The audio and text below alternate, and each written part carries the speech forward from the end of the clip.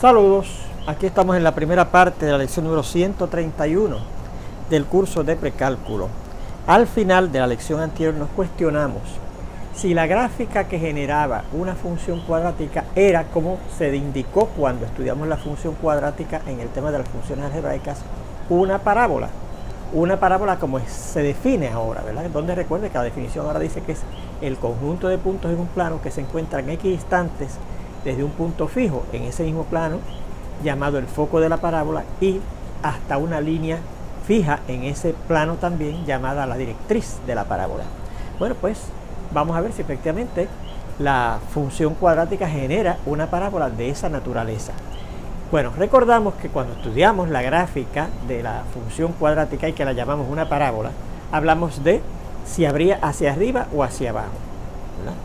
Si tenía un vértice, ¿verdad? Y lo otro era si tenía un eje de simetría, ¿verdad? O sea, definimos esos tres conceptos con relación a la gráfica que llamamos parábola cuando estudiamos la función cuadrática, ¿verdad? Primeramente, la respuesta a la primera pregunta es que la gráfica de la función cuadrática era una parábola que abría hacia arriba si el coeficiente a de la fórmula de la función cuadrática, que es y igual a ax cuadrado más bx más c, era positivo, e iba a abrir hacia abajo si la a era negativa, ¿okay? Si ese coeficiente del x cuadrado en esa fórmula de la función cuadrática era negativa.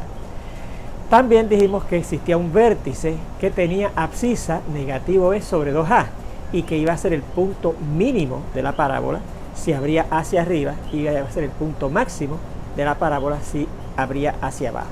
Y además que la ordenada de ese punto, que se llamaba el vértice, además de tener esa abscisa negativo b sobre 2a, era el valor de la función en ese valor de la x, negativo b sobre 2a. Finalmente dijimos que había un eje de simetría, ¿verdad?, de la parábola de la función que generaba como gráfica la función cuadrática, que correspondía a la línea vertical x igual a la abscisa del vértice negativo b sobre 2a. Pues a ver si eso se confirma cuando estudiamos la forma general y la forma canónica de una parábola, ¿verdad?, de la ecuación de una parábola. Bueno, yo comencé precisamente con la fórmula de la función cuadrática y igual a ax cuadrado más bx más c, ¿verdad? Y la transformé a ver si la podía convertir en una forma canónica correspondiente a una parábola, y sí lo logramos, ¿ves? La forma canónica que obtuvimos fue esta: x más b sobre 2a al cuadrado es igual a 1 sobre a por y más b cuadrado menos 4ac, todo eso sobre 4a. Pues fíjense que la forma canónica anterior corresponde a una parábola que abre hacia arriba o hacia abajo, ya que la variable que aparece cuadrada, miren aquí, es la x, no la y, ¿ves?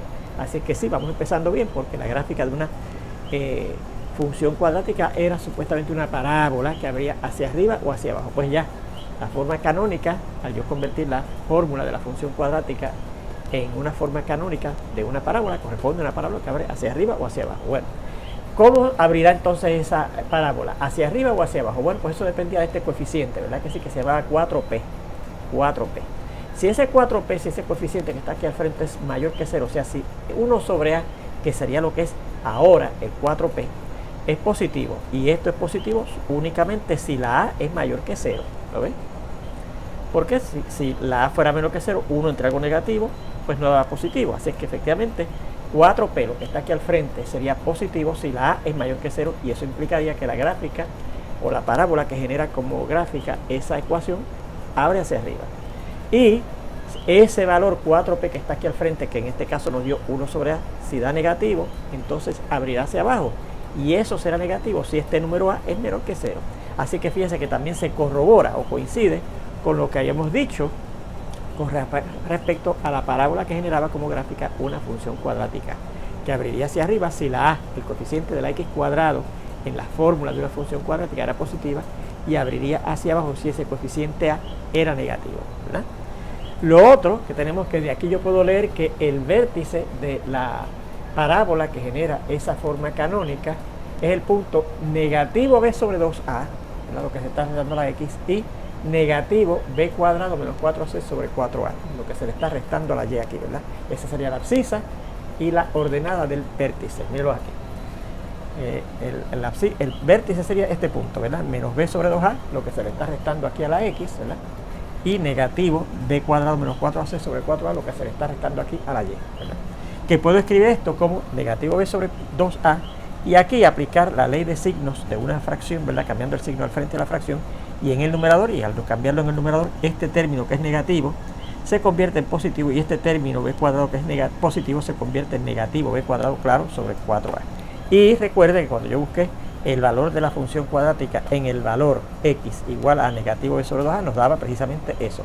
Así que eso también corrobora, ¿ves?, que efectivamente el vértice de la parábola que generaba una función cuadrática como gráfica, ¿verdad?, se puede leer de la forma canónica de esa parábola, ¿ok?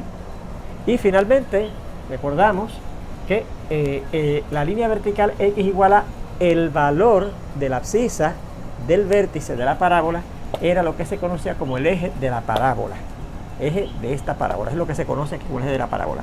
Y recuerde que eso mismo era lo que correspondía al eje que llamamos de simetría de la parábola que generaba una función cuadrática. Y ahora también vimos que la parábola que genera esta forma canónica, ¿verdad?,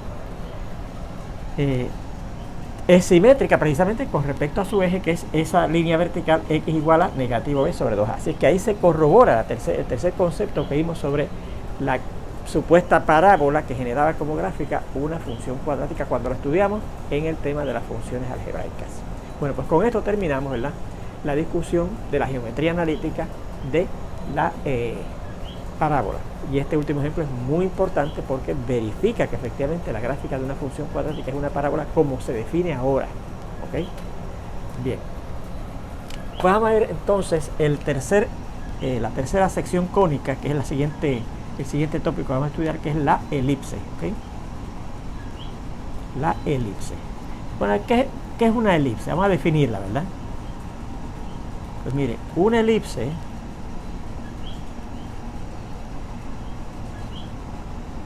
es el lugar geométrico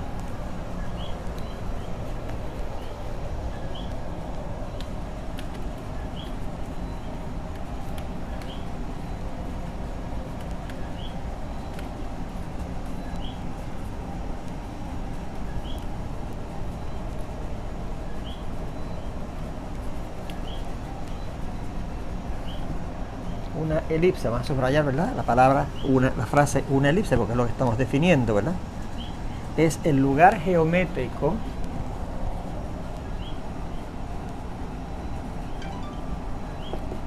de unos puntos en un plano cuya suma de sus distancias hasta dos puntos fijos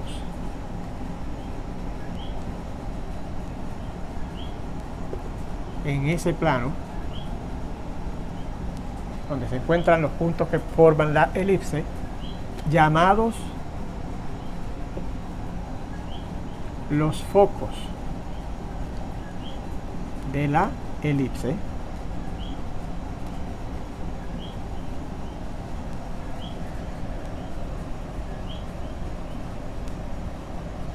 es una constante.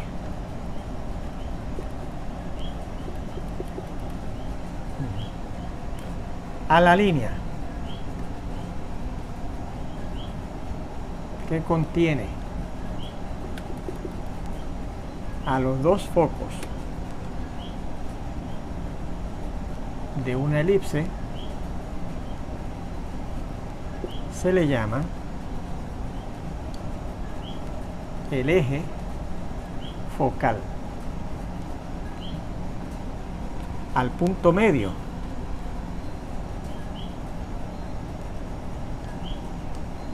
del segmento cuyos extremos son los focos de una elipse,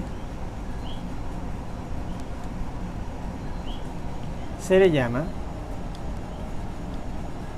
el centro de la elipse. el centro de la elipse. Muy bien, pues ahí tenemos la definición de lo que es una elipse, ¿verdad? Fíjense que la elipse, al igual que el círculo, tiene un centro. La parábola no tenía centro, la parábola tenía vértice y foco. La elipse tiene un centro, tiene dos focos y usted verá que tiene también dos vértices. ¿Okay? La parábola además tenía una directriz, pero la elipse no tiene directriz. ¿Okay? Muy bien, pues ahí tenemos, ¿verdad?, lo que es la elipse en general, ¿verdad? ¿Cuál es la construcción de una elipse? ¿Okay?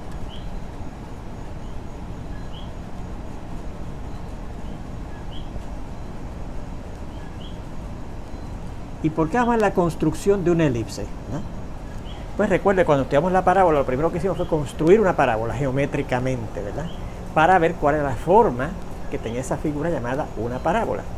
Y resultó ser la misma forma de la gráfica de una función cuadrática, ¿verdad? Que podía abrir hacia arriba, hacia abajo, hacia la derecha o hacia la izquierda, ¿verdad? Bien, pues vamos a ver ahora cómo se construye una elipse a base de los datos dados en la definición para ver qué forma tiene esa elipse, ¿ok? Esa figura llamada elipse. Bueno, pues mire, vamos a comenzar considerando una línea horizontal llamada AB que va a contener los dos focos de una elipse, ¿ok? Considere una considere la línea recta AB horizontal que contiene a los focos F1 y F2 de una elipse. Bueno, voy a empezar. El dibujo se comienza así. Usted dibuja una raya, ¿verdad?, que representa la recta AB, ¿verdad? Pero no va a poner la A y la B ahí. Ya usted verá dónde va a poner la A y la B, ¿ok? Pero se va a llamar AB. Pero contiene los focos F1 y F2 de la elipse, ¿ok? De una elipse. Bien. Considere una distancia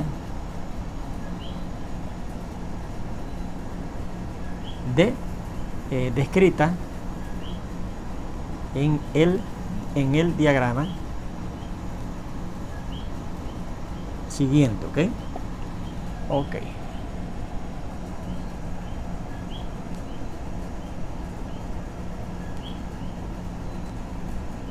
Esa es la distancia D. Esta distancia, ¿verdad?, que corresponde más o menos a este punto, ¿ok? Esta distancia, ¿ok?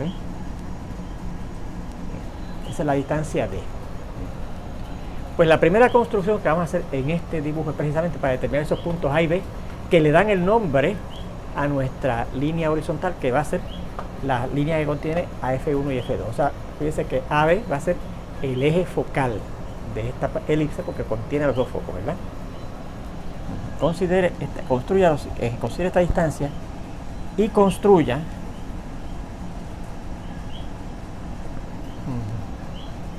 los segmentos llamados AF1, que va a ser congruente con este segmento llamado F2B, ¿okay?,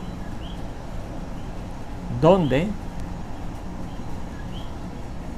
la medida del segmento AF1, ¿ves?, lo escribo sin el signo del segmento, que es decir, la medida de ese segmento va a ser igual, claro, por ser congruente a la medida del segmento F2B. Tampoco le pongo el signo de segmento para que se entienda que es la medida del segmento F2B, y va a ser precisamente esa distancia. Pues mire, efectivamente, ¿verdad? Y de modo que el punto A quede a la izquierda de F1, del foco número 1,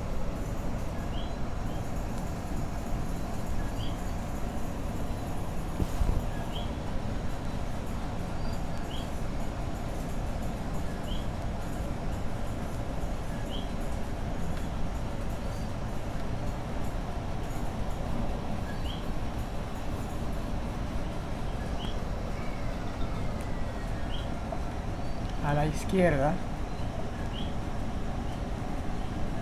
del foco F1, y B, que B a la derecha del foco F sub 2, ¿ok? Pues vamos a ver. Yo voy a coger esta distancia, ¿verdad? Y partiendo del foco 1 voy a medir a su izquierda un segmento de esa medida, ¿verdad que sí? Y donde caiga ese arco, ¿verdad?, que determina ese segmento, a ese punto, que es donde cae el arco ese que yo dibujo partiendo, usando a F1 como centro de mi compás, ¿verdad?, como punta de mi compás. Ese es el punto que vamos a llamar A y que le va el nombre a la letra AB mayúscula. Y entonces también partiendo del punto F2 el foco F2, mido un segmento de esa misma distancia, ¿verdad?, y cae, ¿verdad?, marcando un arco aquí, y ese va a ser el punto B que le va a dar el nombre, ¿verdad?, de la línea AB que contiene los focos A, F1 y F2. Note entonces que esa línea AB es el eje focal de la elipse que estamos construyendo, ¿ok?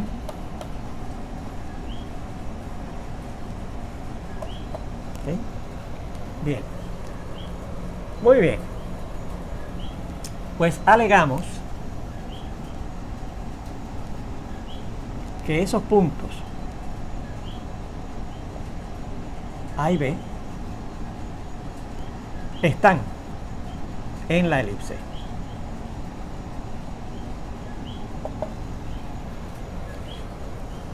Bueno, yo alego que este punto A y este punto B están en la elipse que estoy tratando de construir. ¿Cómo lo sé? Pues mire, dicho sea de paso, fíjense que esa línea AB es el eje focal de la elipse porque esa línea es la que contiene, ¿verdad? Esa línea es la que contiene a los focos de la elipse, ¿verdad? Contiene a F1 y a F2, ¿verdad? Están en esa línea. Por eso es que fue AB, esa línea es el eje focal de esa parábola que estamos construyendo. Bueno, pues yo alego que este punto A y este punto B, los dos están en la elipse. Pues vamos a ver cómo es que yo pruebo que efectivamente están en la elipse, ¿verdad? Porque ¿qué dice la definición? Que los puntos que están en la elipse tienen la característica que la suma de sus distancias hasta dos puntos fijos llamados los focos de la parábola son una constante, ¿ok? Así que para A, para verificar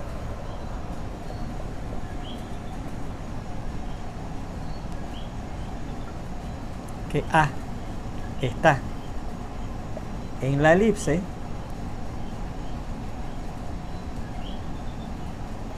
tendremos que ver que la distancia desde A hasta F sub 1, ¿verdad?, más la distancia desde A hasta F sub 2 es una constante, ¿verdad? Como dice la definición, para que un punto esté en una elipse, la distancia de ese punto, la suma de las distancias de ese punto hasta los dos focos de la supuesta elipse deben de darme una constante, una cosa que no varía, es una constante, ¿ok? Pues mire, vea que efectivamente, vamos a ver, AF sub 1 más AF sub 2, eso que es lo que tengo que averiguar, que es una constante, ¿verdad? Ah, perdón, así, AF sub 1 más AF sub 2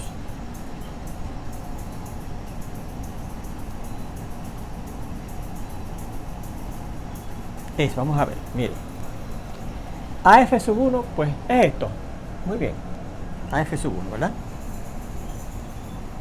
Ahora, AF sub 2, la distancia desde aquí hasta aquí, es la suma de F sub 1 hasta F sub 2 más esta distancia AF sub 1, ¿verdad que sí? F sub 1, F sub 2 más la distancia desde A hasta F sub 1, ¿verdad? Bien, miro aquí, la suma de esas dos distancias, ¿verdad? La distancia desde A hasta F sub 1 y la distancia desde A hasta F sub 2, que tengo que verificar que es una constante para asegurarme que ese punto esté en la elipse, lo puedo escribir así, ¿verdad? AF sub 1 más, y este AF sub 2 lo voy a expresar así, la suma de este pedazo, de este segmento completo, que es AF sub 1 hasta F sub 2, más la suma de este pedazo, que es AF sub 1, ¿verdad que sí? Ahora, fíjense que esto sería, vamos a seguir acá,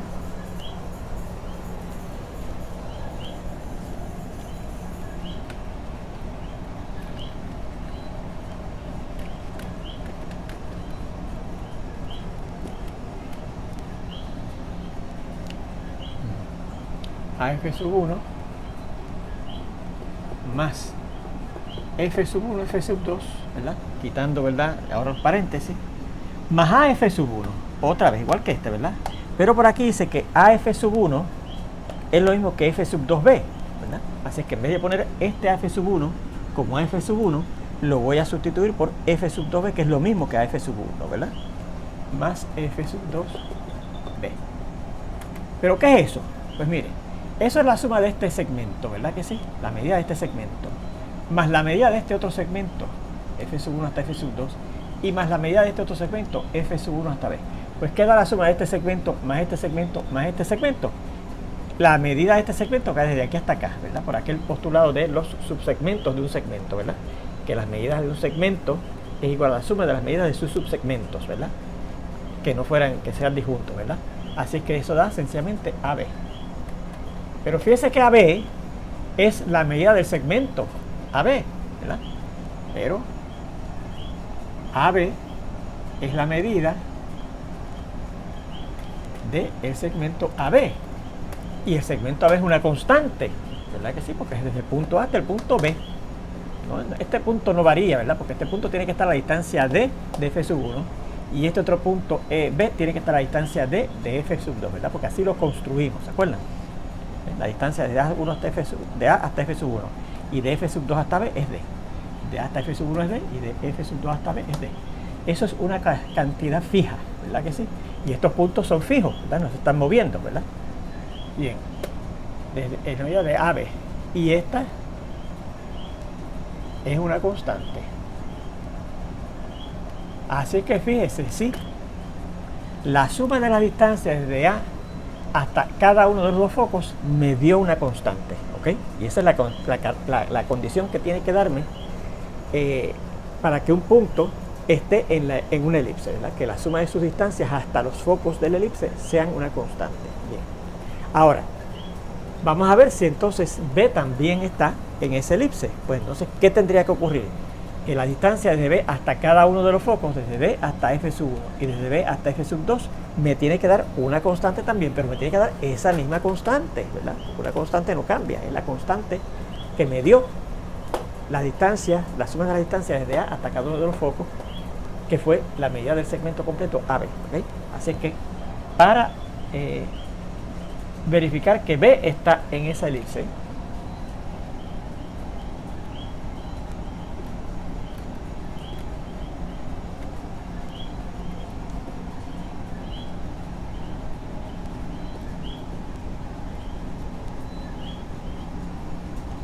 tendremos que ver que la distancia desde B hasta el primer foco más la distancia desde B hasta el segundo foco es una constante también. Vamos a ponerlo así: BF sub 1 más BF sub 2 es también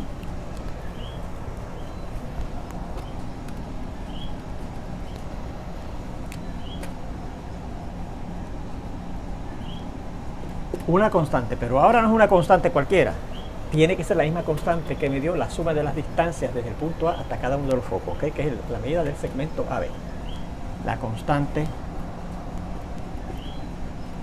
AB, ¿okay? La medida del segmento AB. Bien, pero vamos a ver qué es eso. BF sub 1 más BF sub 2. Bueno, pues ahora yo voy a dejar el BF sub 2 quieto, ¿verdad que sí? El BF sub 2 quieto, este que está acá, y voy a ver que la distancia desde B hasta F sub 1 es la suma de este segmento, que es F sub 1 hasta F sub 2, más este segmento, que es F sub 2 hasta F sub B, ¿verdad que sí? Así que esto sería sustituyendo lo que es BF sub 1, repetimos, la distancia desde B hasta F sub 1 es la suma de la medida de este segmento, que es F sub 1 hasta F sub 2, más la medida de este otro segmento, que es la medida desde F sub 2 hasta B, ¿verdad que sí? O de B hasta F sub 2, ¿verdad? B hasta F sub 2. Y tenemos además, eso fue BF sub 1, ¿verdad? Que tenemos que sumarle BF sub 2, ¿verdad que sí? Bien. Ahora, fíjense que esto sería F sub 1, F sub 2, ¿verdad que sí? Quitamos el paréntesis. F sub 1, F sub 2, más BF sub 2, que es igual que este. Pero yo vi por aquí que BF sub 2, míralo aquí, es lo mismo que AF sub 1, ¿verdad? Más AF sub 1 y más BF sub 2, ¿ok? Bueno, ¿y qué es eso? Pues miren, F sub 1, F sub 2 es la medida de este segmento, ¿verdad que sí? Y AF sub 1 es la medida de este segmento. Y BF sub 2 es la medida de este segmento, ¿verdad que sí? Así que, ¿qué estoy sumando? Este segmento, míralo aquí, más este segmento, míralo acá, más la medida de este último segmento, BF sub 2. ¿Qué me da la suma de la medida de este segmento más la medida de este segmento más la medida de este segmento? La medida del segmento completo por el postulado de los subsegmentos de un segmento, ¿verdad? Que un segmento que está subdividido en subsegmentos disjuntos, ¿verdad?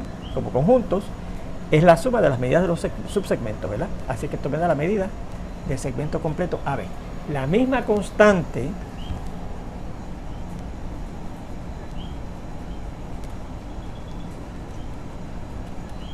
que nos dio, vamos a ponerlo aquí, 1, ¿ok? 1. Que recuerden que era la suma de las distancias desde el punto A hasta cada uno de los dos focos, ¿ok? Así es que sí, la A y la B están en la elipse, ¿verdad? Por lo tanto,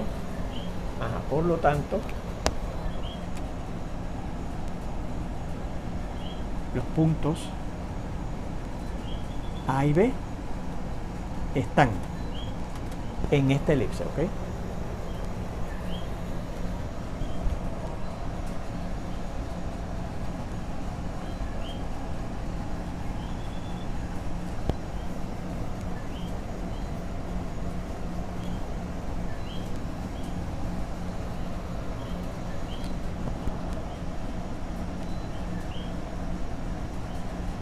Ya tenemos dos puntos en la elipse, el punto A y el punto B, ¿ok? Bien. ¿Cómo determinamos otro punto en esa elipse? Pues miren, para determinar otros puntos en esta elipse, considere un punto que vamos a llamar M sub 1, ¿verdad? En el intervalo que va desde el primer foco hasta el segundo. Este punto que voy a llamar aquí M1, que puede ser este, puede ser este, puede ser este, cualquier punto que está en el intervalo que va desde F1 hasta F2, ¿verdad? Que es lo que dice aquí, en ese intervalo. Bien. Tomando las medidas más bien,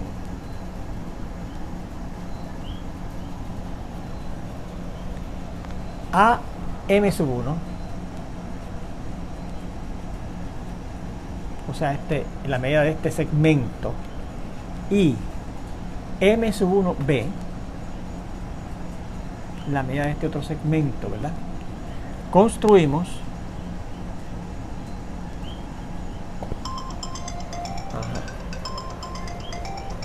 bueno, pues con este comentario, ¿verdad?, que estamos haciendo ahora para determinar otros puntos en esa elipse, terminamos esta primera parte de esta lección y esperamos verlos ya prontito en la segunda.